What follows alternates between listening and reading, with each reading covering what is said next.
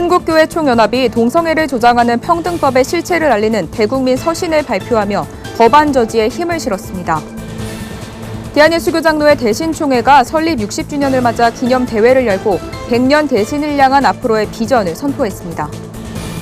한국성결교회연합회가 정기총회를 열고 신임 대표회장에 대한기독교 나사렛 성결회 신민규 총회 감독을 추대했습니다. 신천지 피해자 가족들이 이단들의 폐해를 국가 차원에서 막아달라며 이준석 국민의힘 당대표에게 면담을 요청했습니다. 교단과 교파를 추월해 청년들의 치유와 회복을 위해 기도하는 청년 다니엘 기도회가 올해 처음으로 열렸습니다.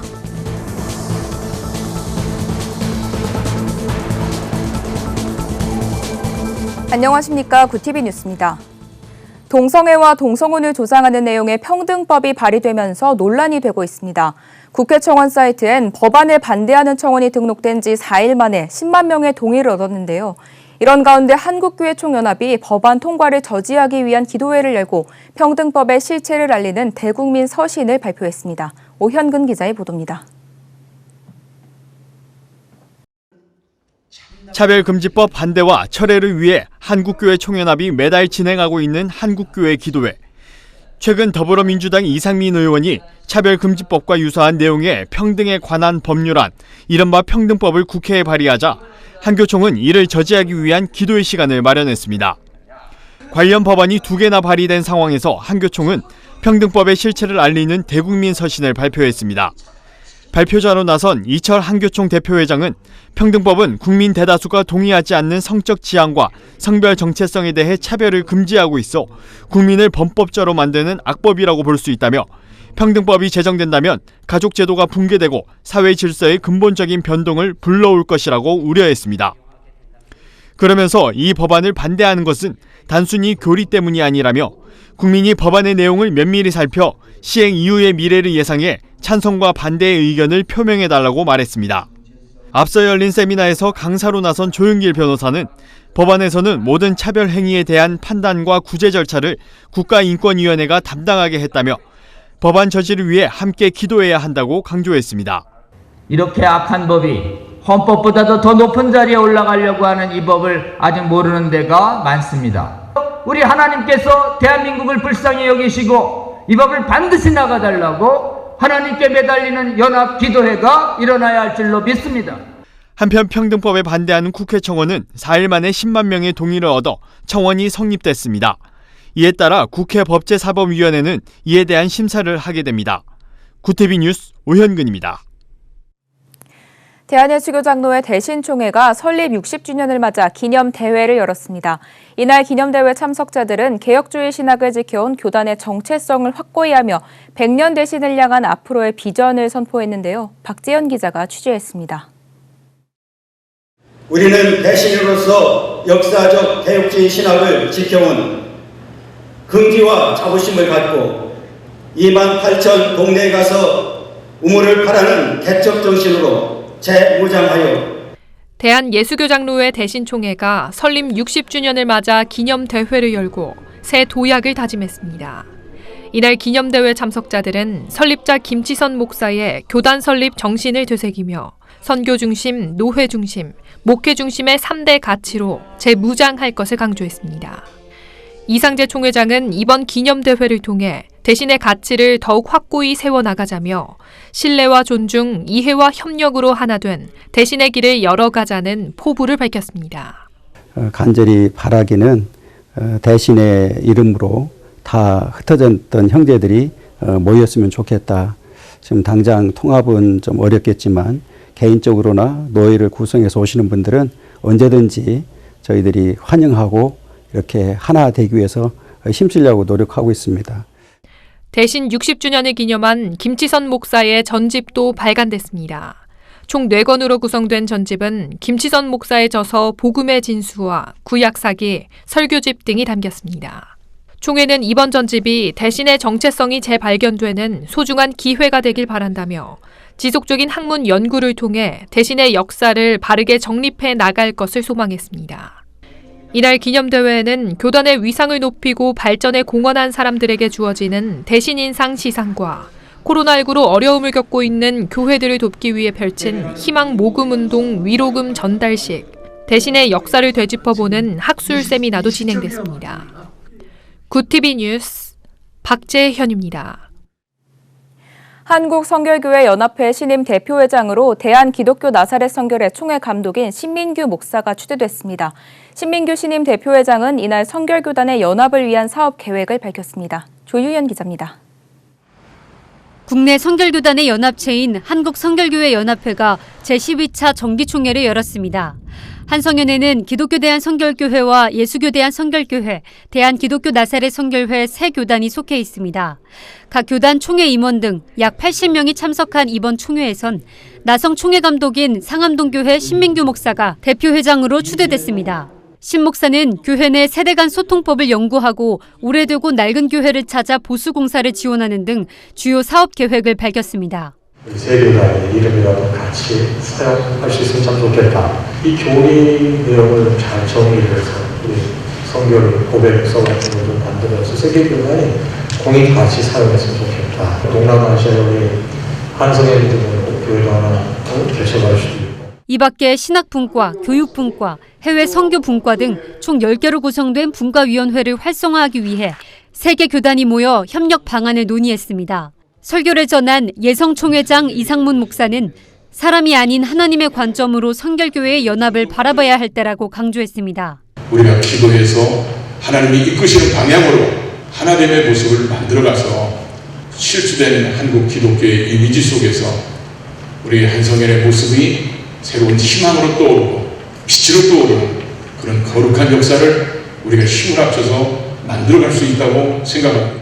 한편 한성연은 지난 2011년 교단 간 상호 교류와 성결복음의 확산이라는 가치 아래 설립됐습니다. 기성과 예성, 나성 등 국내 성결교회 3,000여 곳이 소속돼 있으며 교인은 54만 명 정도로 추산됩니다. 구티비 뉴스 조유현입니다. 현재 이단 신천지에 빠진 청년들은 약 10만 명으로 추산됩니다. 이들 중 상당수가 부모와 다투거나 아예 집을 나오는 등 신천지로 인한 폐해가 적지 않은데요. 피해를 입은 가족들이 신천지와 같은 이단 단체에 대한 폐해를 막아달라며 국민의힘 이준석 당대표에게 면담을 요청했습니다. 전화평 기자의 보도입니다.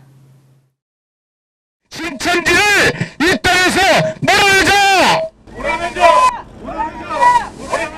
신천지 가출 자녀를 둔 부모들이 자녀들의 안전귀가 조치를 촉구하며 국민의힘 이준석 대표에게 면담을 요청했습니다. 전국 신천지 피해자연대는 신천지 피해 대책을 위한 정부의 관심을 촉구하는 기자회견을 열고 사이비 종교의 폐해로 인해 국민이 받는 고통이 얼마나 처참한지 이 대표와 함께 나누고 그 아픔을 위로라도 받기 위해 면담을 요청한다고 밝혔습니다.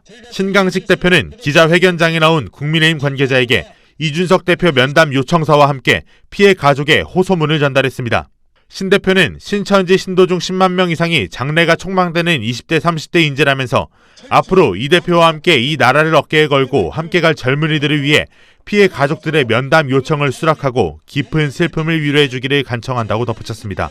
이날 함께한 신천지 피해자 가족들은 신천지에 빠진 자녀들이 가출해 코로나 상황에서 어디에 사는지도 모르고 여력도 안 되면서 금전을 모아 신천지에 바치는 등 안전이 크게 걱정되는 상황이라고 우려했습니다. 8년 동안의 가출로 가족의 그리움과 고통은 말할 수 없는데 현재는 연락 두절되어 어미의 쓰라린 가슴은 자꾸 녹아져 내립니다. 2년 전 막내딸을 애타게 기다리던 아빠는 임종 5분 전까지 딸의 이름을 부르다 소천했습니다. 전편 측은 그동안 신천지의 사기 포교에 넘어가 가족과 자신의 인생을 저버리는 자녀와 가족들을 위해 국가가 아니라고 무력하게 대처해 왔음을 개탄한다며 가정을 파괴하는 종교 사기 집단 신천지에 대한 국가 차원의 제재가 필요하다고 주장했습니다. 구티비 뉴스 전하평입니다. 교단과 교파를 초월해 청년들의 치유와 회복을 위해 기도하는 청년 다니엘 기도회가 21일 시작됐습니다. 올해 처음 개최되는 청년 다니엘 기도회는 예배와 회복, 연합의 가치를 두고 여건이 열악한 교회의 청년들도 현장감 있는 예배를 드릴 수 있도록 기획됐습니다. 첫날 기도회에선 실시간 온라인 접속자가 18,600명을 넘기며 많은 참여가 이루어졌습니다. 기도회 기간 청년들은 한국교회를 대표하는 목회자들의 설교를 듣고 나라와 민족, 진로와 비전 등 기도 제목을 놓고 기도하는 시간을 갖게 됩니다. 또 기독 연예인의 간증과 특송을 통한 은혜의 시간도 함께 마련됩니다. 이 밖에 청년들이 받은 은혜를 미혼모나 탈북 청년, 외국인 유학생 등 어려운 상황 가운데 놓인 이웃을 돕는 데 사용하는 사랑의 헌금 시간도 마련됩니다. 기도회는 26일 토요일까지 이어지며 매일 밤 8시부터 다니엘 기도회 유튜브나 홈페이지에서 참여할 수 있습니다. 세계한인 기독교 방송협회와 사단법인 세계한인 방송협회 신임회장 김명전 구티비 대표가 대한예수교장로회 합신 박병화 총회장을 예방했습니다. 이날 김 회장은 전 세계 한인 기독방송의 활약을 소개하며 미디어 선교를 위한 교단 차원에서의 협력을 요청했습니다. 박병화 합신 총회장은 기독교 방송이 많다는 건 큰 복이라며 방송이 전달되는 곳마다 복음의 열매가 맺히길 바란다고 말했습니다. 대한성공회가 교회 안에서 발생할 수 있는 각종 폭력을 예방하고 조사 지침을 제시하는 안전한 교회 가이드라인을 출간합니다. 안전한 교회 가이드라인은 2019년 세계성공회가 채택한 자료를 번역해 만든 것으로 성공회 안전한 교회 만들기 위원회가 올해 초 내놓은 성차별, 성폭력 예방 10개명이 포함됐습니다. 이 밖에도 성직자가 아동이나 여성, 노인 등 사회적 약자를 학대했을 때 교회가 어떻게 대응하고 피해자를 돌볼지에 대한 내용까지 폭넓게 다룰 예정입니다. 오늘의 이슈 포커스입니다. 한미 양국이 남북관계 관련 사항을 조율해왔던 협의 채널인 한미 워킹그룹을 출범 2년 만에 종료하기로 했습니다. 양측은 워킹그룹 폐지 대신 이를 대신할 새로운 정책 협의체를 논의한 것으로 알려졌습니다. 한미 워킹그룹은 2018년 11월 비핵화와 남북협력, 대북제재 문제 등을 수시로 조율하기 위한 협의체로 출범했지만 미국이 남북협력 사업에 엄격한 잣대를 들이대면서 남북관계 발목을 잡는다는 지적이 계속되었습니다. 여야가 사흘간 국회 대정부 질문을 실시합니다. 첫날 질의에선 한미 정상회담과 최근 이뤄진 검찰 인사, 성추행 피해 공군 부사관 사건 등이 쟁점이 됐습니다. 특히 민주당 의원들은 한미 정상회담과 G7 정상회의 성과 등을 조명했으며 국민의힘 의원들은 부동산 정책 실패 등을 집중 논의했습니다. 정치, 외교, 통일, 안보 분야를 시작으로 국회는 경제 분야, 교육, 사회, 문화 분야 대정부 질문을 이어갑니다. 지난해 우리나라 화장품 업계가 해외 판매 실적을 크게 늘리면서 수출 규모 세계 3위에 오른 것으로 나타났습니다. 식품의약품안전처는 한국의 지난해 화장품 무역 수지가 64억 400만 달러, 우리 돈 7조 92억 원의 흑자로 집계됐다고 밝혔습니다. 이는 지난해 우리나라 전체 무역 수지 흑자 규모인 14.3% 수준입니다. 화장품 무역 수지는 9년 연속 흑자를 달성했으며 수출액 규모는 8조 2,877억 원으로 프랑스와 미국에 이어 세계 3위를 기록했습니다. 내년 1월부터 건강보험 임신 출산 진료비 지원 금액이 지금보다 40만 원 늘어납니다. 보건복지부는 이런 내용 등을 담은 국민건강보험법 시행령 개정안이 국무회의에서 의결됐다고 밝혔습니다. 시행령 개정으로 내년 1월부터 건강보험 임신 출산 진료비 지원 금액이 한 자녀 임신의 경우 60만 원에서 100만 원으로, 다자녀를 임신했을 때는 100만 원에서 140만 원으로 각각 인상됩니다. 구티비 뉴스 이정은입니다. 구티비 월드와이드입니다. 도쿄올림픽이 다음 달 23일 관중을 수용하는 형태로 개최됩니다. 일본 정부와 도쿄올림픽 조직위원회, 국제올림픽위원회 IOC 등은 오자 협의를 갖고 관중 상한선을 경기장 정원의 50%, 최대 10,000명으로 결정했습니다. 다만 올림픽 개최 도시인 도쿄도 등에서 코로나19가 확산해 긴급 사태가 발령될 경우 무관중 전환도 검토할 예정입니다. 미국 바이든 행정부가 대북제재 행정명령의 효력을 1년 더 연장합니다. 조 바이든 대통령은 2008년 6월 조지 W. 부시 행정부 시절부터 발동되거나 확대된 대북제재 행정명령을 1년 더 연장한다고 밝혔습니다. 바이든 대통령으로서는 취임 후 처음으로 한 대북제재 행정명령 효력 연장 조치입니다. 다만 바이든 행정부는 북한을 협상 테이블에 데려오기 위한 제재 완화 등의 유인책은 제시하지 않겠다는 입장입니다. 야외 노 마스크를 선언했던 이스라엘에 코로나19 재확산 조짐이 나타나자 12세에서 15세 아동 청소년에 대한 백신 접종을 강력히 권고했습니다. 이스라엘 보건부는 최근 신규 감염의 70% 정도가 델타 변이 바이러스로 추정된다며 이같이 밝혔습니다. 이스라엘은 지난 6일부터 아동과 청소년을 공식 접종 대상에 포함했지만 심근염 발생 등을 우려해 접종을 강력하게 권고하지는 않았습니다. 그룹 방탄소년단이 두 번째 영어곡 버터로 미국 빌보드 메인 싱글 차트 핫 100에서 4주 연속 1위를 차지했습니다. 지난달 21일 발매된 버터는 3주 연속 1위를 차지했던 다이너마이트의 기록을 깨고 BTS 곡 가운데 최장 기간인 4주 동안 핫100 정상을 지키게 됐습니다. 핫100은 스트리밍 횟수와 음원 판매량, 라디오 방송 횟수 등의 지표를 합산해 미국에서 가장 인기 있는 노래 순위를 내는 차트입니다. 지금까지 아시아 가수 중 4주 이상 연속으로 1위를 지킨 가수는 BTS뿐입니다. 굿TV 뉴스 한혜인입니다. 자녀나 배우자가 이단 신천지에 빠진 뒤로 가출하거나 연락이 끊기는 등 피해 사례가 계속 나오고 있습니다.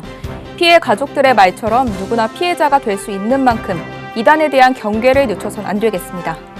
이상으로 뉴스를 마칩니다. 오늘도 함께해 주신 여러분 고맙습니다.